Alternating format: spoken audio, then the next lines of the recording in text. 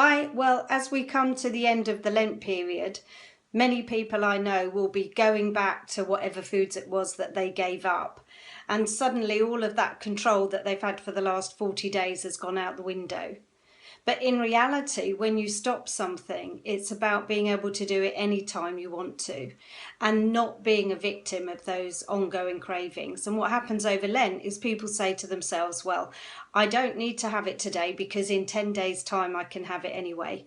But if you really want to be able to stop wanting chocolate or whatever it is that you've given up that you crave, then it's really useful to have a few techniques in your pocket. And there are lots of different options. But in this particular video, I'm going to show you the TFT, or the tapping sequence, to stop cravings.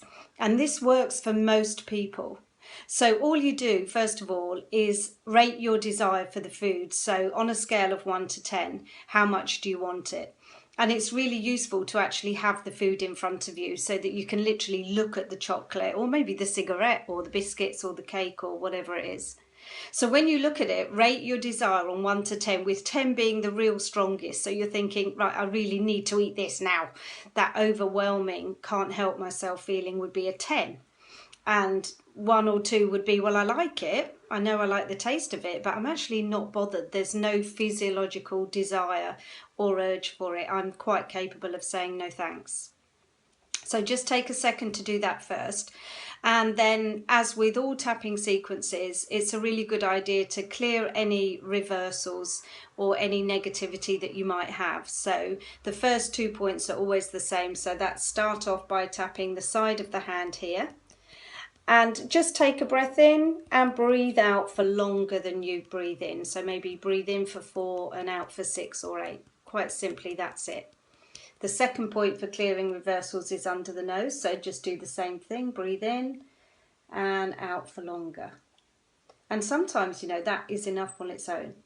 But the actual tapping sequence starts under the eye. This is actually the stomach meridian, and remember, you have neurons in your stomach that are communicating with your brain, so it makes sense to address this meridian. So tap here. Again, just if you use that principle of a breath in and breathe out for longer, then that will be great. And then you tap your collarbone. That's it. And then under your eye again.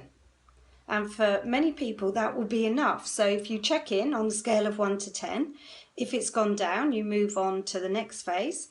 So this again appears in every sequence. See this spot here between the knuckles? I'm holding my hand up so you can see it, but it's actually easier to do with it flat on your lap or something. But I'll just do it here so you can see. Use at least 2 or 3 fingers, and you're going to keep your eyes open and then do a nice slow blink. Close and open again. Keep your head nice and still. Look down to one corner, so one shoulder, and then the other shoulder. Then look down. Imagine you're looking at number 6 on a clock. Roll your eyes all the way up one side. Look at all the numbers up to number 12. Keep going round all the way back down to number 6. And then reverse that circle. So the numbers going up to 12 and all the way down. That's great.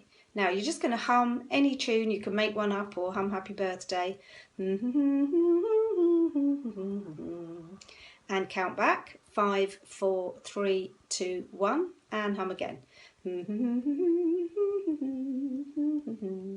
then you just repeat that sequence. So under the eye, and that nice breath, collarbone, and it's right on the knobbly bit here, just right near this dent right in the middle. And under your eye again, and take a deep breath.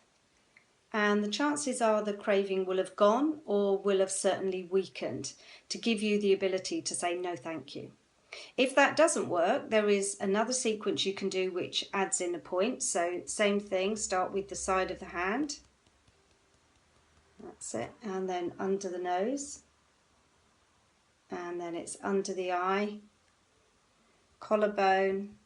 Same thing with the breath. Then under your arm, just about bra strap for ladies and a palm's width down for guys, and then collarbone again.